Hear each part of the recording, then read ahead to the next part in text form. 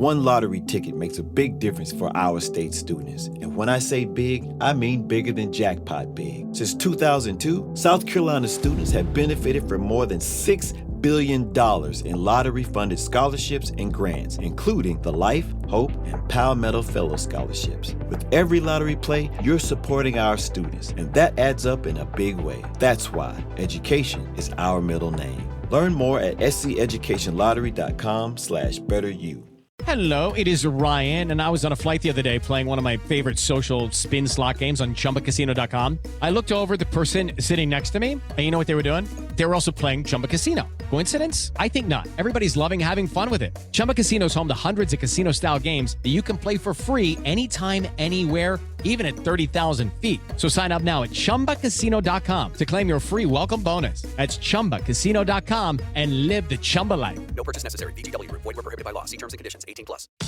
For some of us, personal finances aren't just personal. They include a lot more people than ourselves. Loved ones, neighbors, the communities we call home, and the causes we hold in our hearts. At Thrivent, we help plan your financial picture with the bigger picture in mind. Because even though our business is helping guide your finances, our ambition is to make it mean so much more. Thrivent, where money means more. Connect with us at Thrivent.com. You're listening to Bill Handel on demand from KFI AM 640. You are listening to The Bill Handel Show. Here's Mo Kelly.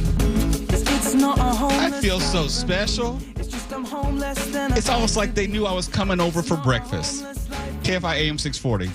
We're live everywhere in the iHeartRadio app. Yes, it is the Bill Handel Show. I'm Mo Kelly in for Bill. I usually host later with Mo Kelly here on KFI from 7 p.m. to 10 p.m. But today and tomorrow, I am in for Bill.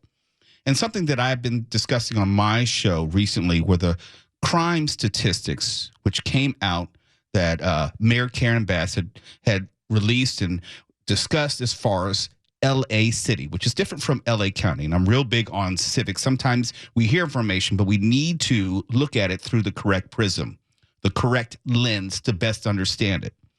The reason I mention that is because now the homeless population statistics for L.A. County, not city, L.A. County have come out.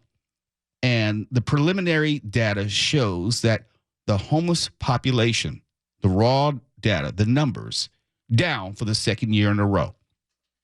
And here is a comparison I'd like to make. And I hear from a lot of people just in my day-to-day discussions, and I hear from a lot of people on social media. And when quote-unquote positive information comes out, there is a reticence and resistance to it. It's like, oh, I don't believe the numbers. No, I don't trust it. It's because it's coming from the Democrats. Or it's coming from the Republicans. No. I just don't believe it. It's false. It's fake news. That's what I hear. And I understand the sentiment. I don't agree with it, but I understand it. Or you may talk about the economy, and you can point to the numbers of where we are with the stock market, where we are with GDP, where we are with housing. And you can say, no, the economy is much worse than that, or it's better than that.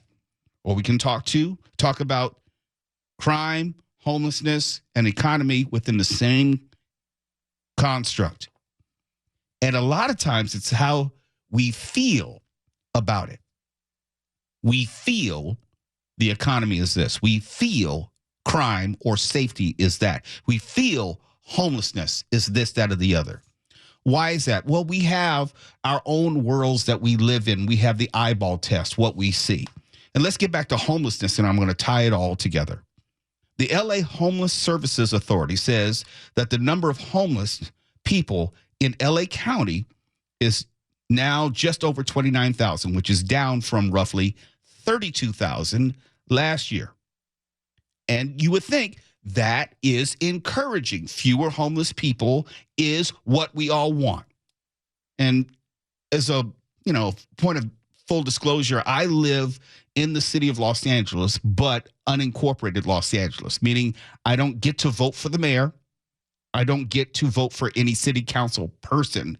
I'm considered, even though my address is Los Angeles, I'm considered as part of LA County. In other words, my services come through LA County. So when we talk about LA County, that's inclusive of me and probably a lot of you listening right now.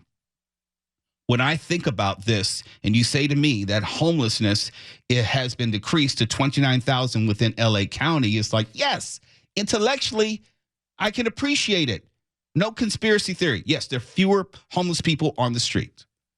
But the problem is it doesn't pass my eyeball test. And you know what I'm talking about.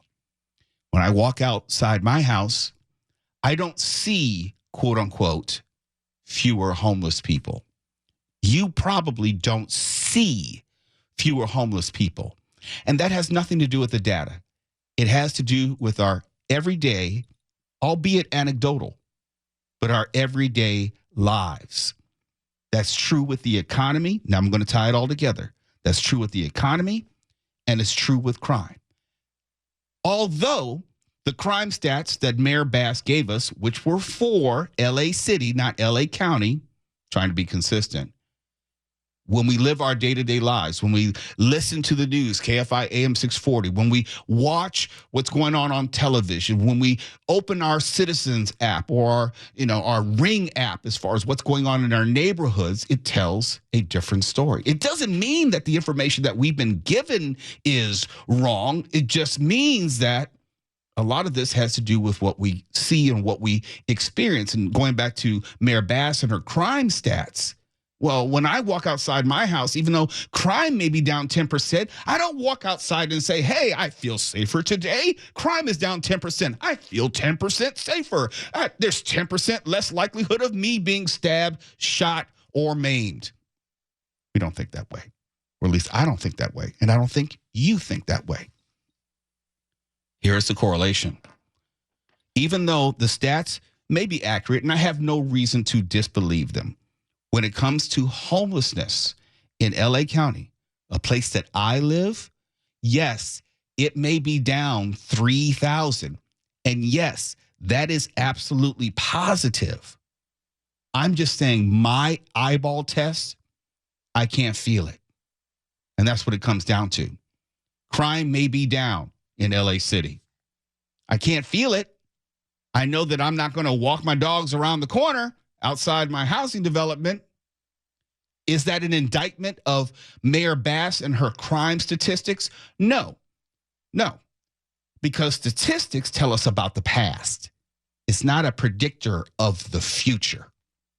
And the homelessness stats, again, tying it together, tells us it's a snapshot in time. And yes, there are fewer homeless people on the streets as they count them this year and last year, but the eyeball test, when I walk outside my door, not only am I concerned about crime, I'm also concerned about homelessness. I'm also concerned about the RVs that we may see lining our streets, not just mine, but yours as well. My eyeball test tells me there's the same number of people living under the freeway as there were last week, last month, last year. And yes, homelessness may be down in LA County where I live. And yes, that is a positive thing. But no, it hasn't changed my day-to-day life, what I see on a day-to-day basis. What I mean by all of this, be it the economy, be it crime, be it homelessness, it's more than just the statistics. It's about the specifics. It's about what we see, what we experience, and what we feel. And it doesn't mean that just because I see just as many homelessness, it doesn't discredit the numbers. I'm saying that it takes more than just the numbers before anyone and everyone can collectively say things are getting better. Because if I have to rely on just what you're telling me as opposed to what I'm seeing and what I'm experiencing, then as far as I'm concerned, that's abstract. That's not real. Because the homeless person who was there yesterday is still there today. The homelessness encampment and those tents there yesterday are still here today, which means, big picture, we have a long way to go before the stats catch up to what I see. You may remember growing up, I think it depends on the decade which you're in school as far as how much the Kennedy assassination was taught. But of course, we've also been influenced by movies and documentaries, speculation about what is the truth behind the assassination of JFK. President Trump, while he was campaigning, said that he would release the quote-unquote remaining JFK documents, declassify them so we could all find out what supposedly really happened. And some 80,000 pages have just been released on the JFK assassination. What to make of it, heads or tails, I'm not sure, but ABC News crime and terrorism analyst Brad Garrett joins me right now to help give us some perspective. Brad, good morning to you. Have we learned anything more about these 80,000 pages? No pressure. Well, other than, according to the experts on this assassination, their sort of collective responses, yes, there is information that's helpful and clarifies some aspects of the case, but it's not a smoking gun, Mo. It isn't like there are gee whiz documents that would point you in a different direction other than Lee Harvey Oswald killed President Kennedy. You know, all the tentacles of that really are the offshoot of Oswald. In other words, what motivated him? Did anybody support him? And so conspiracy theories, as you well know, there are a cajillion of them, you know, take you to the KGB and Russia, to organized crime, to the CIA, who, by the way, was keeping track of Oswald. Mm-hmm. When he moved from the U.S. to Russia in 1959, after getting out of the Marine Corps, they started tracking his movements, his communications, up until the time that the president was killed. Then obviously he was killed 2 days later. But what's interesting is we don't know in what context. Now, I can guess. Think about, Mo, it's 1959 into the early 60s. You're talking Cold War. You're talking all sorts of issues with Russia. It could be just that simple. But the perplexing part of the CIA picture is nobody, I think, at the time knew about the CIA's tracking of Oswald. And they spent a lot of time and energy, it appears, making sure that nobody knew about that. I think including, I don't know this, it's a guess, the Warren Commission that was put together to look at the assassination, you know, where they concluded it was Oswald alone who did it. I'm not suggesting the CIA had anything to do with this, other than certainly they have been very secretive about why they were watching Oswald. Brad, I'm going to try to unpack some of the things that you're saying, and you told us a lot there. And we look at a lot of this in a post 9/11 world. And I say that to say, in post 9/11, you had our agencies, our Homeland Security, which didn't even exist pre 9/11. Now they share information. Obviously, back then, they did not share information. So there was no reason to know what the CIA was doing with Lee Harvey Oswald, or that they were tracking. What I found fascinating is that Lee Harvey Oswald was not only a known entity, but a followed entity. And also something that I've learned from this latest document tranche release was that there was a contentious relationship, not only between, I should say, not only the CIA towards President Kennedy, but President Kennedy towards the CIA. Is there anything that you can glean about that acrimonious relationship? So if you look at the Arthur Schlesinger memo, he was an aide to President Kennedy, and he brings up concerns that in his words, that the CIA was intruding into foreign policy. And that's, I think, primarily, Mo, driven by the fact of the CIA attempting to recruit very distinguished high-up people in various governments around the world, where that person then could be compromised, which I think translated into, could that manipulate or control foreign policy? And so it looks like the President Kennedy didn't trust the CIA. Now, there's been a lot of presidents not trust the CIA. So that, I don't know if that's a new idea, but it plays into, without any facts, what was the CIA up to with Oswald? Here is something else, and I wouldn't say it's a conspiracy theory, but there are some dots which I personally hoped would be either connected or disconnected. We know of our relationship today with Russia, especially with President Trump, is different than under the Cold War. And with the Cold War, we have to talk about Fidel Castro, the Bay of Pigs, and also the Cuban Missile Crisis. Has there anything that we can glean or we've learned through this latest document drop, which would either suggest or refute that Castro or the Soviet Union had any type of role or connection to Lee Harvey Oswald? No. Now, granted, you can imagine trying to go through 80,000 pages of documents that, are in all different types of forms. Because back then, obviously, there were no computers. So it's all hard paper. We'll see what sorts out as various experts go through this stuff. But I would say on the front end, the answer to that is we don't know of any connection. There's been some discussion about, that the KGB, and this would make total sense, kept track of Oswald because he's an American running around Russia. And he ends up marrying a Russian, having 2 children with her. What's going on there?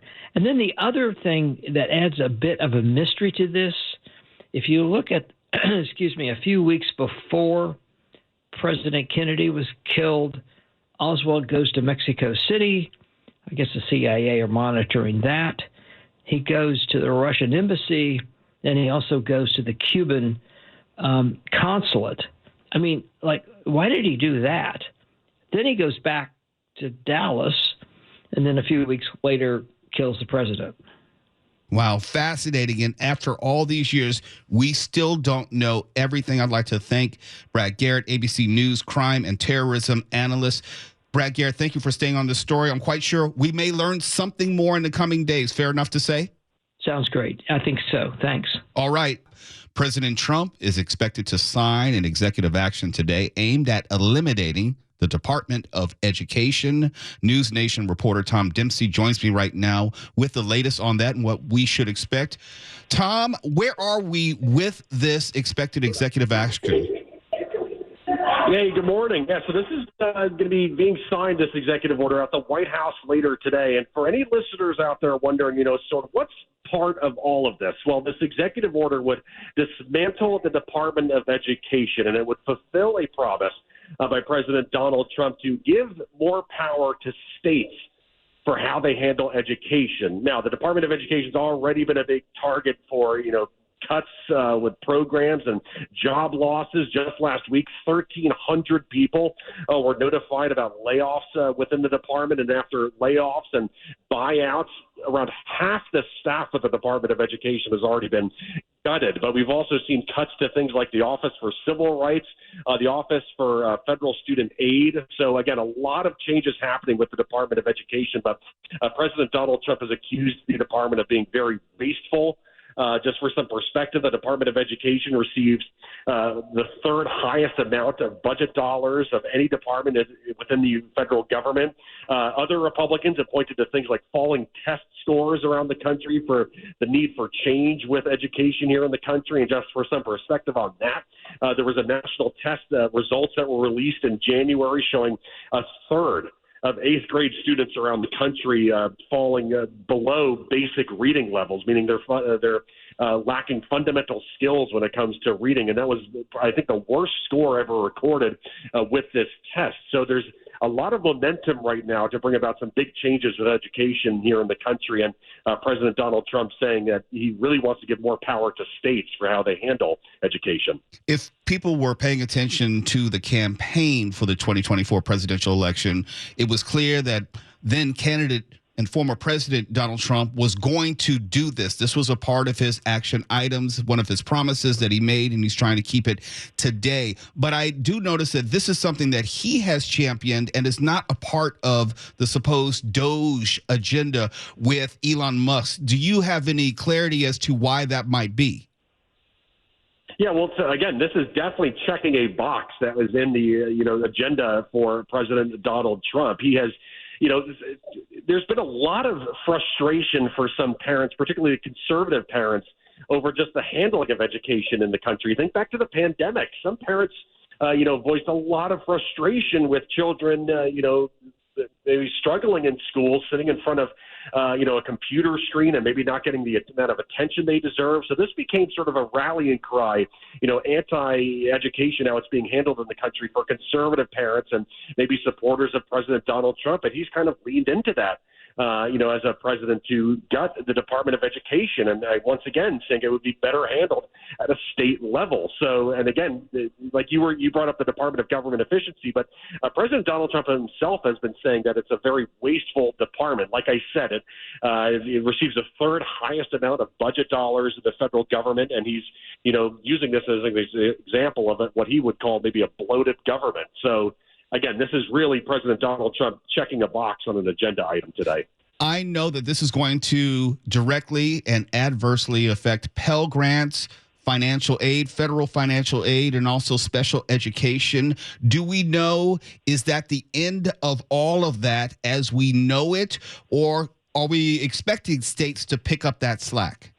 It is Ryan Seacrest here. There was a recent social media trend which consisted of flying on a plane with no music, no movies, no entertainment. But a better trend would be going to ChumbaCasino.com. It's like having a mini social casino in your pocket. Chumba Casino has over 100 online casino-style games, all absolutely free. It's the most fun you can have online and on a plane. So grab your free welcome bonus now at ChumbaCasino.com. Sponsored by Chumba Casino. No purchase necessary. VGW Group. Void where prohibited by law. 21+. Terms and conditions apply. There's still some unknowns with this as far as the actual total impact, but you are absolutely right. There are some very, very big concerns over what exactly does this mean when we're gutting the Department of Education. For example, the Department of Education oversees $1.6 trillion. It's with a T, $trillion in federal student aid. So when you're cutting back on programs and greatly cutting back on staffing numbers, what does that mean for overseeing that amount of money? Also, the Office for Civil Rights within the Department of Education in particular, that has been very much gutted. So what does that mean for, students with disabilities or perhaps low-income students when they have a complaint and they need something investigated when you're greatly cutting back on the Office of Civil Rights? So, one Democrat who oversees, he's the leading Democrat on the House Education Committee, he's been saying that this could exacerbate disparities already being seen in public schools. So there's some very big concerns out there. I believe it was the American Federation of Teachers as well who sort of echoed those comments from the leading Democrat in the House Education Committee. But you're absolutely right. There's some very big concerns right now. As far as what that could actually look like specifically is still a little bit unknown, but there's some big worries about, what that could mean gutting the Department of Education. Last question before I let you go, Tom Dempsey, reporter for NewsNation. We know that Americans who may not agree with the Trump agenda have been angry about a lot of things. There's been pushback against Elon Musk and Tesla. There's been pushback on a number of Trump priorities. Have we seen any pushback, measurable, noticeable, regarding the shuttering of the Department of Education?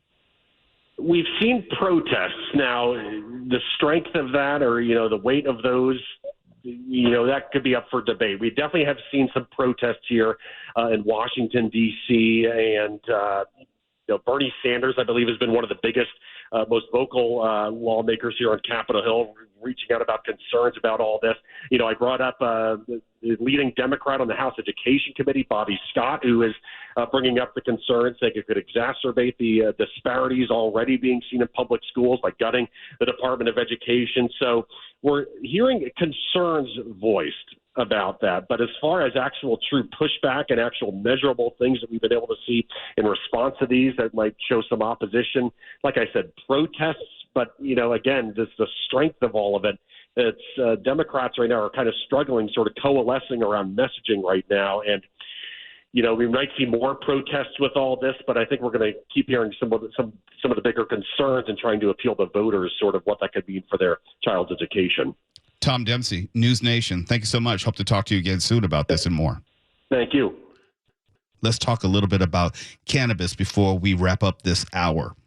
And if you don't know this about me, I have always been this way, and I don't think I'll ever change. I have never supported legalization of cannabis on a recreational level.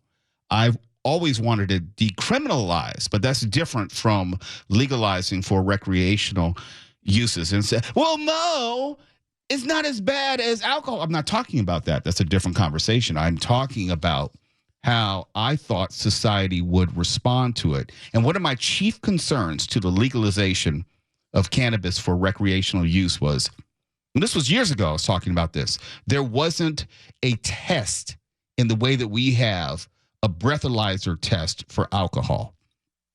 I knew people were going to get in the car after blazing up every single day, and we would have varying levels of impairment with no clear measurement for law enforcement to at least guide us as to where the line is for impairment. And we still don't have that. And that has always been my concern.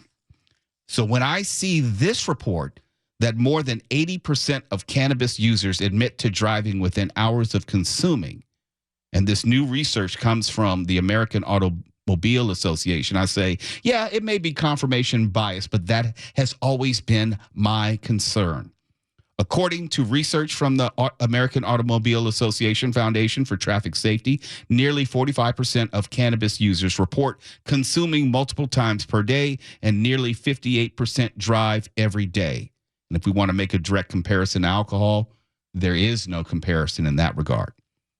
But more concerning to me, more than 80% of users admit to driving within hours of cannabis consumption, and nearly half of users believe cannabis has, quote unquote, little to no impact on their driving. That's obviously not true. And the results of these surveys, and this is for all states which there is legalized cannabis use. That is the tie-in. The results of the surveys highlighted key behaviors and attitudes. 44.1% of users consume cannabis multiple times daily. 57.8% drive daily. 84.8% drive the same day they consume, with 53% driving within an hour or less. 46.9% believe, and just because you believe something, don't make it true, as they say. 46.9% believe cannabis does not impair their driving or even improves it. As strange and ridiculous as that may sound to the sober folks out there like me when it comes to cannabis.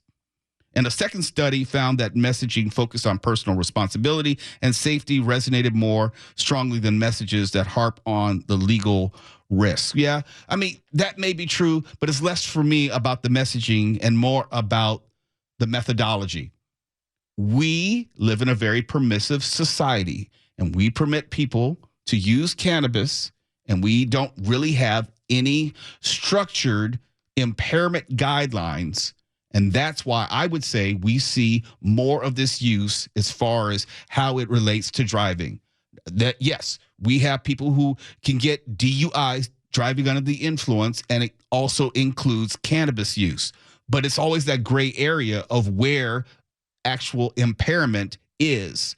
That legalized line, as far as alcohol, is 0.08. It's clear. Everyone knows, you got a breathalyzer. Either you are below it or you're above it. We don't have that for cannabis. And since we don't, I believe, I would submit that it is contributing to not only the use of it and the legal use of it, and I say very legal, pun intended, and also how people are using it and driving every single day. That has always been my concern, and it's now bearing itself out. Where it goes from here, there'll probably be more accidents, more deaths, and more indifference, unfortunately. It's the Bill Handel Show, KFI AM 640. We are live everywhere on the iHeartRadio app. You've been listening to the Bill Handel Show. Catch my show Monday through Friday, 6 a.m. to 9 a.m., and anytime on demand on the iHeartRadio app.